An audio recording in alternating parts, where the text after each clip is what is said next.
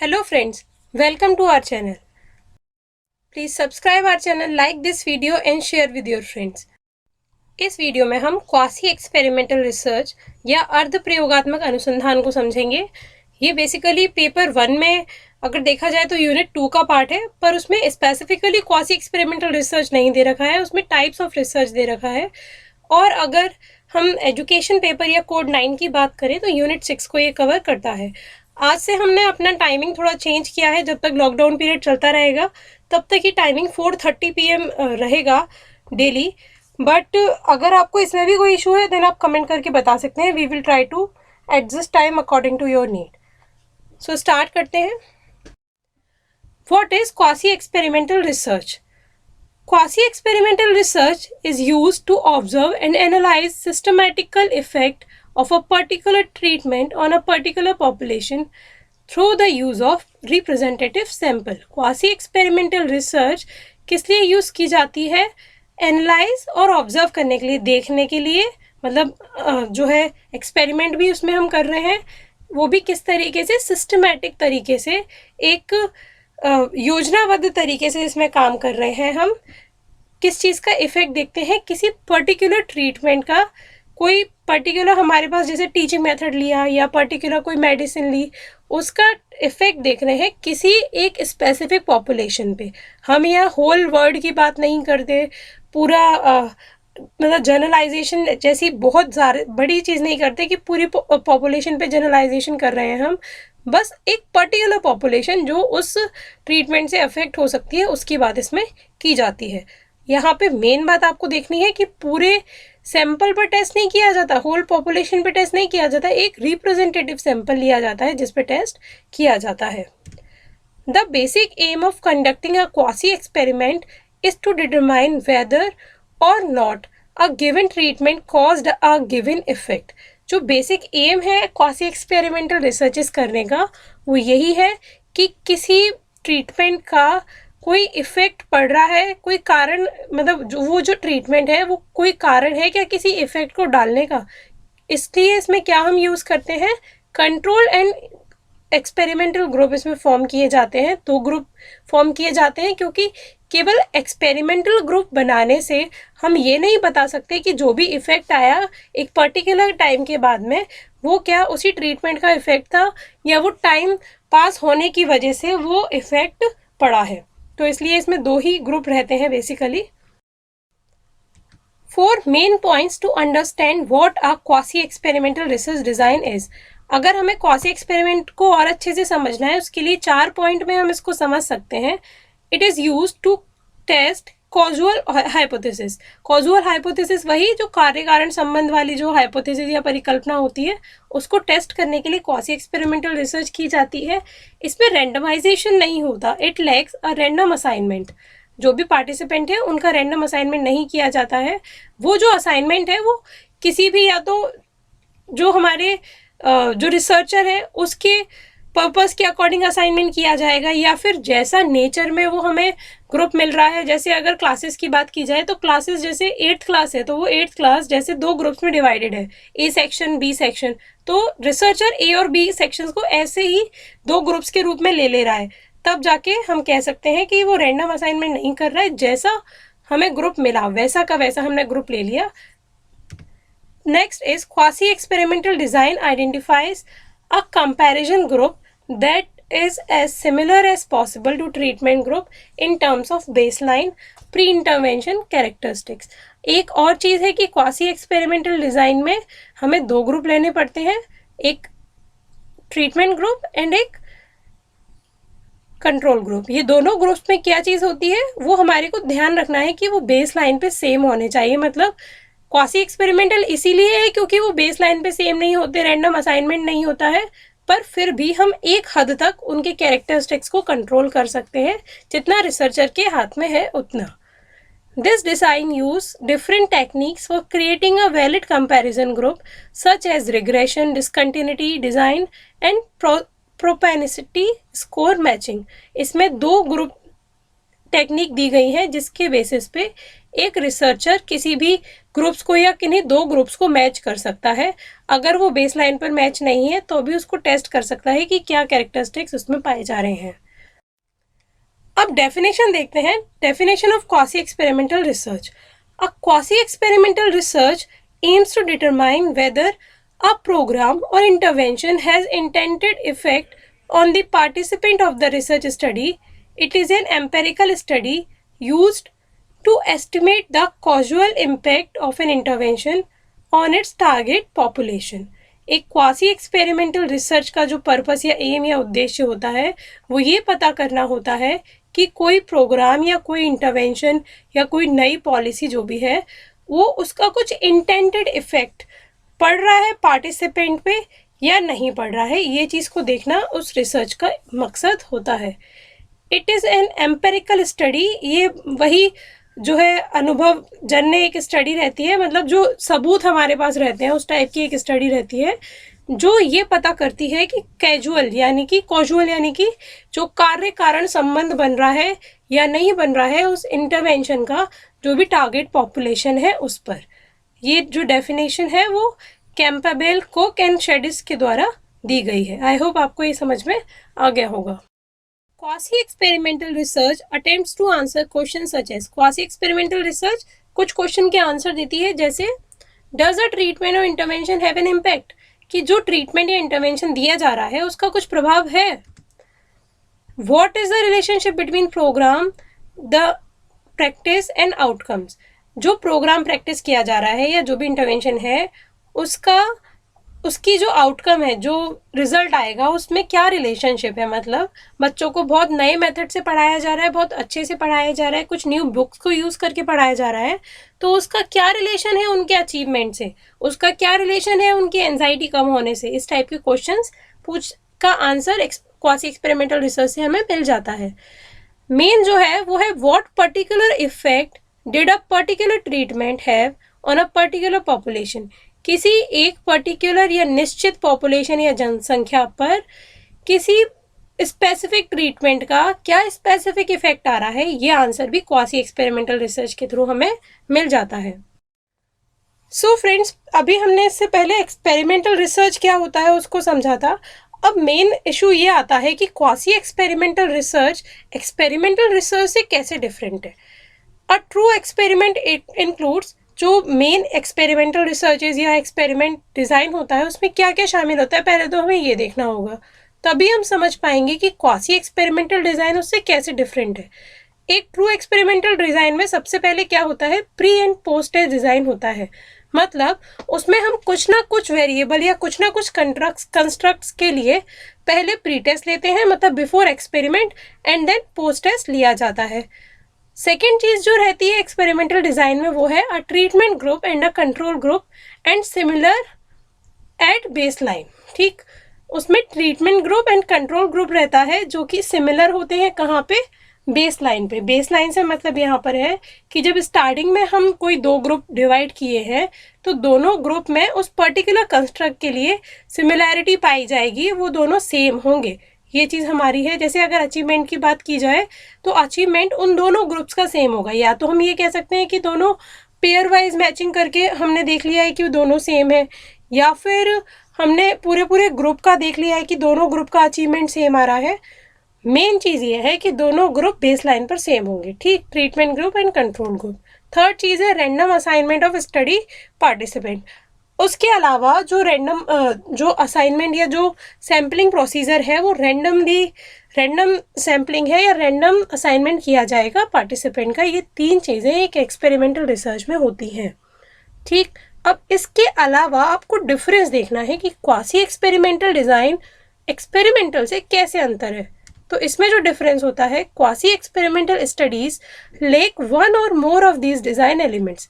इन तीनों में से कोई ना कोई एक एलिमेंट ऐसा है जो क्वासी एक्सपेरिमेंटल डिज़ाइन में नहीं होगा। मतलब अगर इन तीनों में से किसी भी एक चीज़ को हमारा डिज़ाइन या हमारी स्टडी फॉलो नहीं कर पा रही है, दैट मीन्स हम कह सकते हैं कि हमारी जो स्टडी है वो क्वासी एक्सपेरिमेंटल डिज़ाइन है। या तो pre and post test design नहीं है, उसमें केवल पोस्ट टेस्ट पर हम डिपेंडेड हैं, या फिर ट्रीटमेंट या कंट्रोल ग्रुप नहीं है, केवल एक ग्रुप है जिसको ट्रीटमेंट दे रहे हैं, या फिर उसमें रैंडम असाइनमेंट ऑफ पार्टिसिपेंट नहीं है। अगर इन तीनों में से एक चीज़ भी नहीं है तब हम कहेंगे कि वो क्वासी एक्सपेरिमेंटल डिज़ाइन हमारा है। ठीक, अब मेन आपका क्वेश्चन रहता है एक्सपेरिमेंटल एंड क्वासी एक्सपेरिमेंटल में क्या इफेक्ट है। तो अभी हमने आपको बताया कि 3 मेन चीज़ें होती हैं जो एक्सपेरिमेंटल रिसर्च में फॉलो करते हैं। उसके अलावा अगर इनमें से कोई भी एक चीज़ लैक है तब हम कह सकते हैं कि हमारा डिज़ाइन एक्सपेरिमेंटल ना हो के क्वासी एक्सपेरिमेंटल है। उसके अलावा कुछ सिमिलैरिटी एंड डिफरेंसेस की हम बात करते हैं। जैसे सिमिलैरिटी है एक्सपेरिमेंटल एंड क्वासी एक्सपेरिमेंटल में, फर्स्ट है study participants are subjected to some type of treatment और कंडीशन। दोनों में ही किसी ना किसी प्रकार का ट्रीटमेंट एंड कंडीशन के थ्रू जो भी पार्टिसिपेंट या जो पॉपुलेशन है उसको गुजारा जाता है। Second, some outcome of interest is measured. जो एम होता है वो किसी ना किसी प्रकार के आउटकम या रिजल्ट को या इंटरेस्ट को मेजर करना होता है। The researcher test whether differences in this outcome are related to the treatment. और मेन जो चीज़ देखी जाती है वो ये देखी जाती है कि जो ट्रीटमेंट था, जो भी दिया था, उसका जो आउटकम आया है उससे क्या रिलेशन है, या जो आउटकम आया उसका ट्रीटमेंट से क्या रिलेशन है। मतलब वही कॉज एंड इफेक्ट रिलेशनशिप इसमें देखी जाती है एक्सपेरिमेंटल एंड क्वासी एक्सपेरिमेंटल दोनों में ही। ठीक, ये तो सिमिलैरिटीज थी। अब डिफरेंसेस क्या है वो देखते हैं। एक्सपेरिमेंटल रिसर्च की बात की जाए तो यहाँ पर रैंडम असाइनमेंट होता है ट्रीटमेंट एंड कंट्रोल ग्रुप दोनों का। ठीक, क्वासी एक्सपेरिमेंटल डिजाइन में random assignment is not possible. Experimental research में control and treatment groups are same at baseline. ये हमेशा हम देखते हैं कि दोनों ग्रुप से बेसलाइन पर सेम है या नहीं।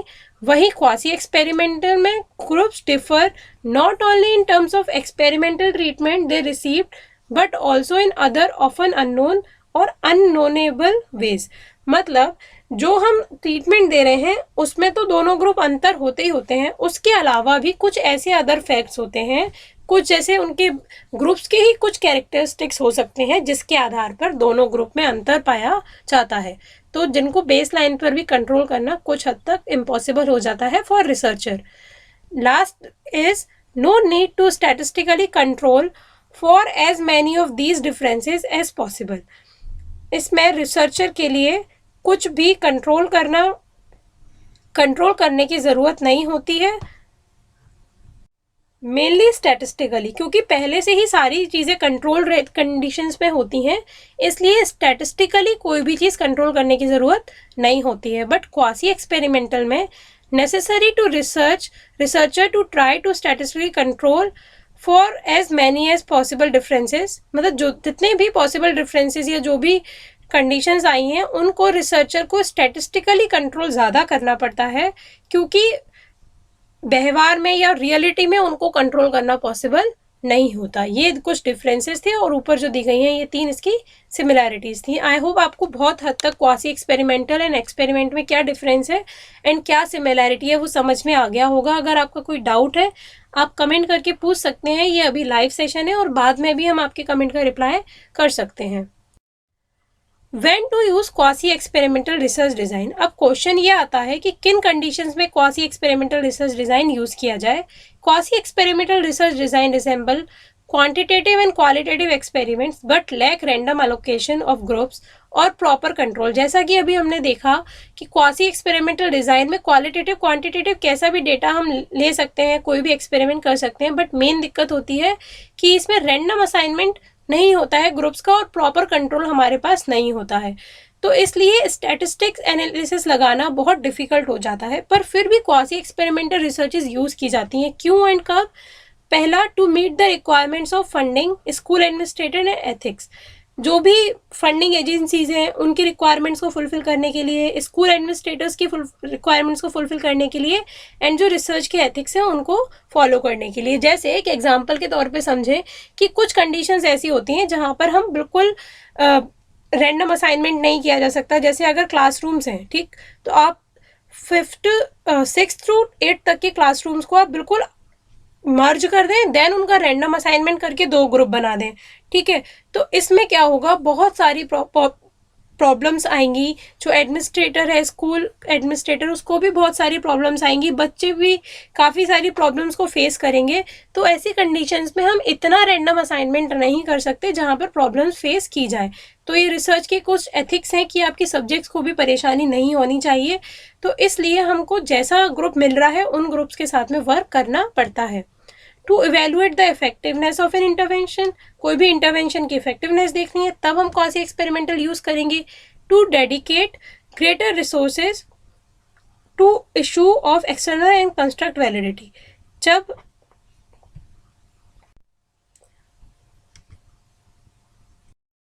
कुछ एग्जाम्पल्स हैं, मतलब किस टाइप की रिसर्चेस क्वासी एक्सपेरिमेंटल के अंतर्गत की जा सकती हैं। पहला है, how does students choice of books effect high school student motivation, कि क्या इफेक्ट पड़ेगा बच्चों का बुक्स का चॉइस करने का उनके मोटिवेशन पे। जैसे कुछ बच्चे हैं वो मोटिवेशनल बुक्स पढ़ रहे हैं, कुछ है वो फिक्शन साइंस फिक्शन बुक्स पढ़ रहे हैं, कुछ है हॉरर टाइप की बुक्स पढ़ रहे हैं। तो इस टाइप की बुक्स को पढ़ने से बच्चों की मोटिवेशन पर क्या इफेक्ट पड़ेगा, ये भी एक टाइप की रिसर्च हो सकती है, क्योंकि इसमें हम कुछ कंट्रोल नहीं कर रहे हैं प्रायर, बच्चे का जो इंटरेस्ट है उसी को बस टेस्ट कर रहे हैं उनके मोटिवेशन पे।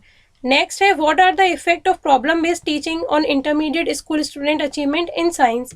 नेक्स्ट हो सकता है, विच प्रोग्राम, राइटिंग वर्कशॉप और self regulated strategy development is more effective at increasing elementary students narrative general knowledge and writing ability. इसमें क्या है, डिफरेंट प्रोग्राम्स का इफेक्ट देख रहे हैं बच्चों की राइटिंग नॉलेज पे एंड उनकी राइटिंग एबिलिटीज पे। एडवांटेजेस क्या हो सकते हैं क्वासी एक्सपेरिमेंटल रिसर्च डिजाइन के। First, the researcher can attempt to determine a cause and effect relationship even when there are limitation as to who and what you could study। जैसे researcher के पास हमने बताया बहुत सारे लिमिटेशंस होते हैं। अगर सोशल साइंस स्टडीज़ की बात की जाए तो बहुत सारे लिमिटेशंस होते हैं कि वो क्या स्टडी करेगा, कैसे स्टडी करेगा। तो इस हिसाब से अगर देखा जाए तो क्वासी एक्सपेरिमेंटल रिसर्च डिज़ाइन उसको एक थोड़ा फ्रीडम दे देती है, एक ट्राई करने का मौका देती है कॉज एंड इफेक्ट रिलेशनशिप को टेस्ट करने के लिए। Where pre-selection and randomization of group is difficult, generating result for general trends can be done by using quasi-experimental research। जहाँ पर पहले से सिलेक्शन करना और रेंडमाइजेशन ग्रुप्स का करना पॉसिबल नहीं होता, उन केसेस में क्वासी एक्सपेरिमेंटल रिसर्च डिज़ाइन के थ्रू कुछ हद तक रिजल्ट्स का जनरलाइजेशन किया जाता है स्पेसिफिक स्टैटिस्टिकल टेक्निक्स यूज़ करके। It can often be integrated with individual case studies। individual case studies में भी quasi experimental research design को यूज़ किया जाता है। Generally individual case studies को क्वालिटेटिव फॉर्म में समझा जाता था, पर अगर हम क्वासी एक्सपेरिमेंटल रिसर्च डिज़ाइन की बात करें तो उसके थ्रू हम कुछ रिजल्ट्स, कुछ फाइंडिंग्स, कुछ फिगर्स भी लेके और उससे जनरलाइजेशन या स्टैटिस्टिकल एनालिसिस की जा सकती है और कुछ टाइप ऑफ रिजल्ट हम बता सकते हैं। It reduces the time and resource required for experimentation without an extensive screening and randomization। जैसा कि अभी हमने समझ ही रहे हैं कि randomization और प्री स्क्रीनिंग ये सब पॉसिबल नहीं होता, प्री सिलेक्शन पॉसिबल नहीं होता। तो इन सब चीज़ों में जो समय खर्च होता है, जो मनी खर्च होता है, उस चीज़ को रिड्यूस करके हम डायरेक्ट एक्सपेरिमेंटल जैसा वर्क कर सकते हैं, बट वो एक्चुअली में ट्रू एक्सपेरिमेंट नहीं होता। तो इससे हम less time and less resources में भी एक्सपेरिमेंट वाली काम को किया जा सकता है। अब डिसएडवांटेजेस या लिमिटेशंस देखते हैं क्वासी एक्सपेरिमेंटल रिसर्च की। फर्स्ट है, without proper randomization statistical test can be meaningless. बहुत सारे स्टैटिस्टिकल टेस्ट होते हैं जिसमें बोला जाता है कि रैंडमाइजेशन इज़ नेसेसरी। उनकी जो अजम्पशन होती है वही ये होता है कि रैंडमाइजेशन होना चाहिए। तो जब रैंडमाइजेशन ही नहीं है तो काफ़ी सारे स्टैटिस्टिकल टेस्ट मीनिंगलेस हो जाते हैं। ये इसका सबसे बड़ा डिसएडवांटेजेस है। The treatment and control group में डिफर एट द बिगनिंग। और जब हम कोई टेस्टिंग नहीं कर रहे, बेसलाइन टेस्ट नहीं कर रहे, तो ये भी हो सकता है कि दोनों ग्रुप स्टार्टिंग में ही डिफरेंट हो। मतलब ये सारी चीज़ें वो हैं कि रिसर्चर ने कमी छोड़ दी और उसके बाद में रिजल्ट्स को बता दिया और जनरलाइज कर दिया। तो अगर रिसर्चर नहीं टेस्ट कर पा रहा है स्टार्टिंग में, या फिर ग्रुप सेम नहीं है स्टार्टिंग में, तो वो भी हमारे रिजल्ट्स को अफेक्ट कर सकते हैं। इंटरनल वैलिडिटी का इशू आता है, जैसा कि रेंडमाइजेशन नहीं हुआ, ग्रुप्स मैच नहीं कर रहे हैं बेस लाइन पे, तो इससे पूरा इंटरनल वैलिडिटी का इशू आता है, मतलब आपकी स्टडी के रिजल्ट्स ही वैलिड नहीं माने जा सकते। इंटरनल वैलिडिटी क्या होती है? Internal validity is the extent to which a study establishes a trustworthy cause and effect relationship between a treatment and an outcome। Internal validity में क्या किया जाता है? कॉज एंड इफेक्ट रिलेशनशिप देखी जाती है, वो भी ट्रस्टवर्दी, मतलब वैलिड रिलेशनशिप देखी जाती है किसी भी ट्रीटमेंट एंड आउटकम के बीच में। तो अगर इंटरनल वैलिडिटी का इशू आता है तो हम वहाँ ट्रस्टवर्दीनेस को खत्म कर देते हैं कि जो भी रिजल्ट आए हैं वो आपकी ट्रस्टवर्दी नहीं है। Because there are problems with the internal validity, the researcher cannot truly determine a cause and effect relationship। Similar है, जब internal validity का issue है तो इसलिए रिसर्चर बहुत अच्छे से या बहुत सच्चाई से नहीं कह सकता कि cause and effect relationship यहाँ पर बन रही है। Results cannot be considered rigorous statistically scrutiny because the researcher also needs to control other factors that may affect the results। इसमें रिसर्चर जो भी रिगरस स्टैटिस्टिकल टेक्निक को यूज़ करना पड़ेगा, क्योंकि यहाँ पर बहुत सारी चीज़ें ऐसी थी जो कंट्रोल से बाहर थी और बहुत सारे फैक्टर्स ऐसे थे जो कंट्रोल से बाहर थे, जिसका रिजल्ट पर इफेक्ट पड़ेगा। अगर वो प्रॉपर स्टैटिस्टिकल टेक्निक यूज़ नहीं कर रहा है तो रिजल्ट उसके प्रभावित होंगे। तो ये थी कुछ क्वासी एक्सपेरिमेंटल रिसर्च डिज़ाइंस की लिमिटेशंस। आई होप आपको आज का वीडियो समझ में आया होगा, एंड आपके जो भी डाउट्स हैं, टाइमिंग रिलेटेड आपकी कोई भी प्रॉब्लम है या फिर इस कंटेंट से रिलेटेड कोई इश्यूज़ हैं, तो आप हमें कमेंट करके पूछ सकते हैं। हम आपके कमेंट्स को पूरा रिप्लाई करने का ट्राई करेंगे। जैसा कि हमने आपको बोला था कि आपको 14 मई तक हमारे सब्सक्राइबर काउंट को इंक्रीज़ करने में हेल्प करना है, then please subscribe our channel and share this video जितना आप अपने फ्रेंड्स को कर सकें। तब तक के लिए प्रीवियस ईयर पेपर से related videos and other statistical videos आप यहाँ से देख सकते हैं। Thank you and have a nice day.